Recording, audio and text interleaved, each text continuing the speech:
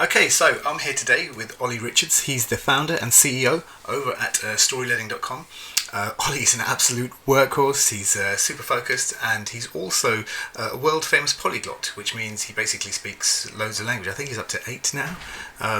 So yeah, he's got a really interesting story of working with us, and we've helped him on multiple sales and revenue growth projects. So Olly, thanks for being on this call today. Pleasure. So could you briefly describe your business and who you help, and kind of tell us about a bit of the unique value that you bring to the market? Yeah, sure. So I run storylearning.com, and we are basically a foreign language education company. So we teach, generally it's English speakers, so those from North America or the UK, to speak other languages like Spanish or French.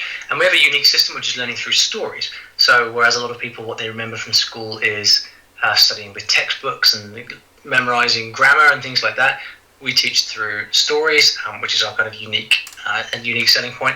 And so we help people learn languages in a kind of new way that's more fun and very different to what they've learned in the past. And we do that through a mix of books, online courses, other kinds of programs, and all the usual stuff. All right, cool. So if you can recall, when we first started working together, we worked on a revenue growth project. And that was, we started working on a completely unoptimized sales page that you had. Talk to us a little bit about that initial project and some of the things that surprised you. Yeah, so initially it was, as you say, we had, because I'd originally kind of built up the whole company by myself, just writing sales pages and putting together sales systems that I didn't really know how to build. So there was a whole. I just knew that it had never properly been rigorously tested. We hadn't tracked anything properly. We hadn't done any conversion testing. It was just very, very raw. And so what we were trying to do at the early stage was just really take a cold, hard look at the one funnel in particular. It was our Spanish language funnel, so for people who wanted to learn Spanish.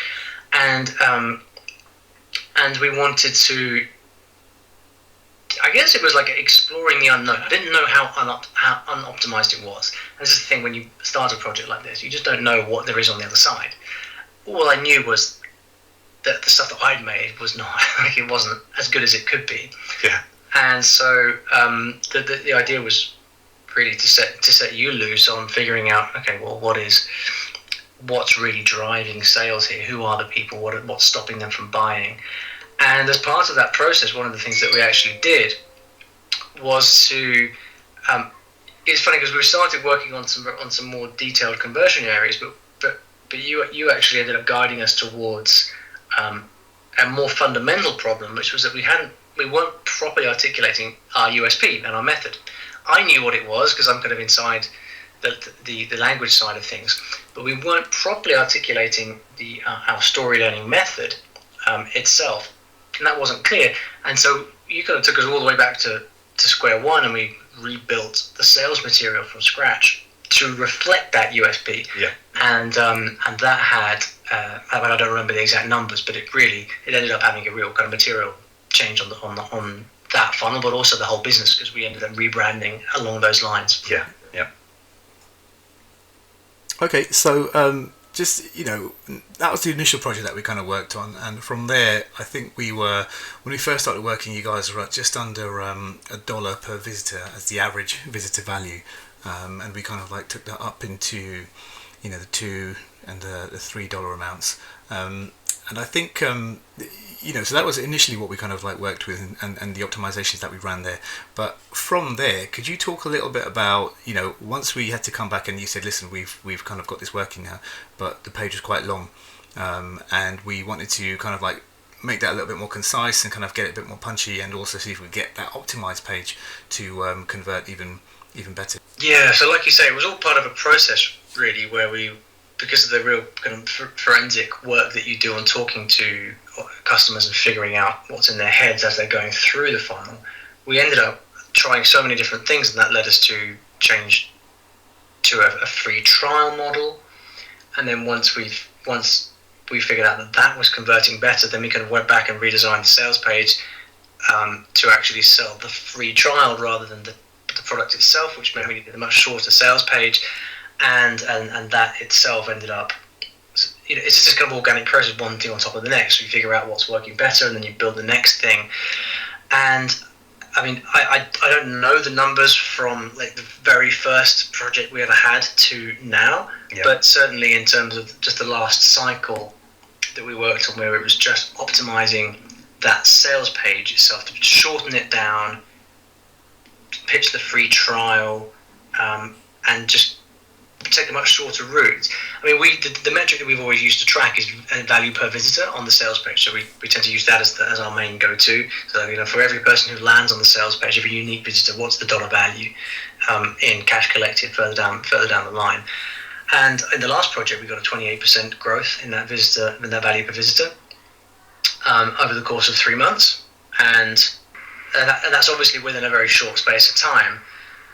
We now have those. And we can bank those learnings, and then every visitor that's coming to the site, like as we speak right now, is going. We're benefiting from that same conversion for literally everyone who comes to the site, to the funnel, and who does in the future as well. So obviously those results can compound into the hundreds of thousands over the years. Yeah. So I think you touched on something that's quite important just there, because it's always important that, even if you have a free trial or whatever, any kind of offer that you're having, it's really important to make sure that you track the cash that's made on the back end after those free trials are over, and that the work you're doing on the front end, the conversions and the revenue growth, sales growth, it all kind of maps back to an increase in sales growth in the back end, and so that's the 28% growth that you've had already. But we were only working on one of your funnels, but you've actually got multiple funnels that you're now going to roll us out to, right? That's right, because we were talking about the Spanish specific funnel right now, but we actually teach over 10 languages. And in fact, before our call today, one of the things I was actually doing is recording videos for these new condensed pages that we're now going to roll out across 9 other languages. So I mean, not every language has equal levels of visitors and things, but essentially what we're doing now is we're taking the impact from this conversion work on the Spanish funnel, and then rolling that out across 10 other pillars, almost 10 other verticals within the business. And so you can just imagine the kind of compounding effect that's going to have across everything else. I mean, that's something that's very, very specific to my business, I guess, the fact that we do the same thing in many different types. But even if that wasn't the case, we know we've learned so much about how our visitors and our customers behave, that even if we didn't have those other verticals, we'd apply these learnings to the next offer, or whether it's with an Ascension model or whatever. It all kind of comes down to understanding who our customers are, how they like to buy, how they like to learn, but yeah, we're literally in the process now of rolling that out in 10 languages, and it's going to be crazy to see just how big an impact that has. It's really exciting actually.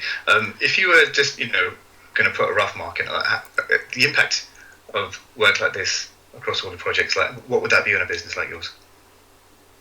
In terms of cash. In terms of cash, and also, but how would the value that you're able to deliver to a specific group of people? How is that now going to be changed because of the work that's done to? Yeah, well, so I mean, in terms of dollar value, I mean, over the the lifetime of the business, it's going to be in the millions, beyond a doubt. If we stay in business long enough, which hopefully we will now. But apart from anything, it's not just about that, because, of course, the thing about improving conversion is that we end up getting people who may be skeptics or may be hesitant to actually come and learn with us, and as a result of that, they actually learn where they otherwise wouldn't have done, and so we're actually able to have more of an impact just through this work, and that translates to all aspects, from the difference that we can make in our customers' lives on the one hand, all the way through to cash in the bank on the other, and then how much we have to reinvest and grow the business in lots of different ways. So yeah, it's been a real transformational journey that we've been on. Okay, awesome. And just at the start, you might have been a little bit skeptical about, whether a conversion project would be the right thing to do for your business. And obviously as the CEO, there's always a certain amount of capital allocation. You've got to make those decisions. Where's it all going to, how are you going to get the ROI back on certain projects? So why did you decide to do business with us and eventually kind of pull the trigger?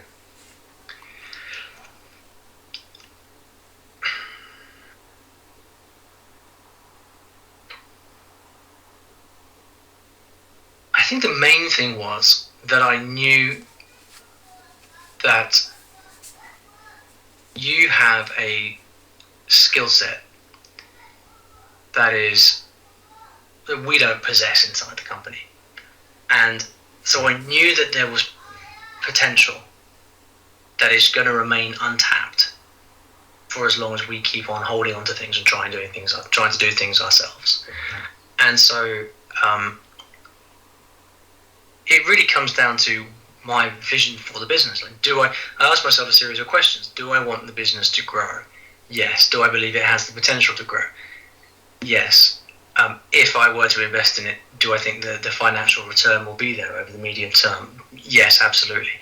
Can we do this stuff ourselves? No. Who can? You. So it kind of really ends up being a kind of no-brainer. Right. No-brainer decision. But by the same token, it was the first time that I'd done a project like this, and it doesn't come cheap, and there's a lot of even learning the kind of process involved in how long it takes as well, because you've got to give it the time it takes to get the proper data. That's one of the things I admire about the way that you work, is that you don't rush things, and you take the time it takes to get the right data and come to the right conclusions. Sure. So it was all very new for me, this way of doing things, and so it was a leap of faith, really. But I'm very glad I did. Okay. Well, listen, that's really great. I'm happy that you're happy with the work so far, and it's going really well. And just to finish off, if anyone wants to learn more about you, where's a good place to go? Best place to go is storylearning.com, where you can find a bunch of stuff we have for free, courses, books, all things like that. Any language you want to learn, well, not any language, most languages that you want to learn, we have you covered. Storylearning.com. Okay, great. Thanks for joining us today, Olly, and good luck in the future. Pleasure. Thanks, Mike.